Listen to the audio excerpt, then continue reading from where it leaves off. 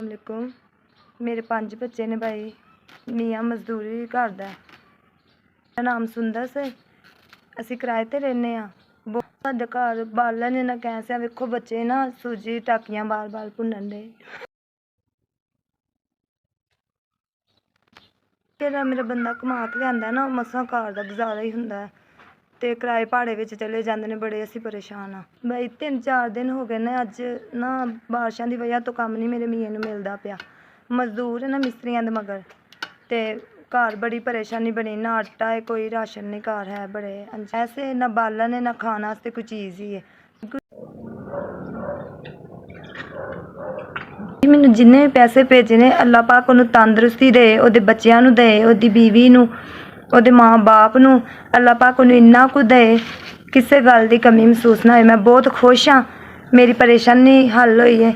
ਅੱਲਾਹ ਪਾਕ ਤੁਹਾਨੂੰ ਜ਼ਿੰਦਗੀ, ਤੰਦਰੁਸਤੀ, ਸਿਹਤ ਦੇ, ਇੰਨੀਆਂ ਕੁ ਤੰਦਰੁਸਤੀਆਂ, ਖੁਸ਼ੀਆਂ ਦੇ। ਤੁਸੀਂ ਜਿੱਥੇ ਵੀ ਰਹਿੰਦੇ ਜੇ, ਅੱਲਾਹ ਪਾਕ ਤੁਹਾਨੂੰ ਖੁਸ਼ਹਾਲ ਰੱਖੇ।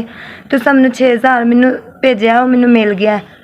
ਬੱਚਿਆਂ ਵਾਸਤੇ ਇਹ ਪੈਸਿਆਂ ਦਾ, ਮੈਂ ਇਹਨਾਂ ਬੱਚਿਆਂ ਵਾਸਤੇ ਹਰ ਸਬਜ਼ੀ ਮਸਾਲਾ ਜੋ ਵੀ ਮੈਂ ਲੈ ਕੇ ਆਵਾਂਗੀ, ਮੈਂ ਤੈਨੂੰ ਦੁਆਵਾਂ ਦਾਂਗੀ। ਬੱਚੇ ਵੀ ਤੈਨੂੰ ਦੁਆਵਾਂ ਦੇਣਗੇ। ਆਟਾ, ਘਿਓ, ਚੀਨੀ, ਸਬਜ਼ੀ ਮੈਂ ਲੈ ਕੇ ਆਵਾਂਗੀ। ਇਹਨਾਂ ਜਿੱਥੇ ਵੀ ਰਹਿੰਦੇ ਜੇ, ਅੱਲਾਹ ਪਾਕ ਤੁਹਾਨੂੰ ਖੁਸ਼ਹਾਲ ਰੱਖੇ। ਤੁਸੀਂ ਖੁਸ਼ ਰਹੋ, ਹਰ ਵਾਰ ਤੁਸੀਂ ਖੁਸ਼ ਰਹੋ। ਖੁਦਾ ਤੁਹਾਨੂੰ ਖੁਸ਼ਹਾਲ ਰੱਖੇ।